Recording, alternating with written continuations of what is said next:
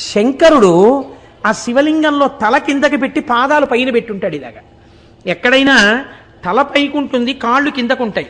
యనమదుర్రులో ఉన్న శివలింగంలో శిరస్సు కిందకుంటుంది, పాదాలు పైకుంటాయి. మీరు అక్కడికి వెళ్ళి వాళ్ళని అడిగితే నీరాజనం ఇస్తూ చూపిస్తారు శివలింగాన్ని. బాగా కింద శిరస్సు, పైన పాదాలు, నాభి, వేసుకున్న యజ్ఞోపవీతంతో సహా కనపడతాయి.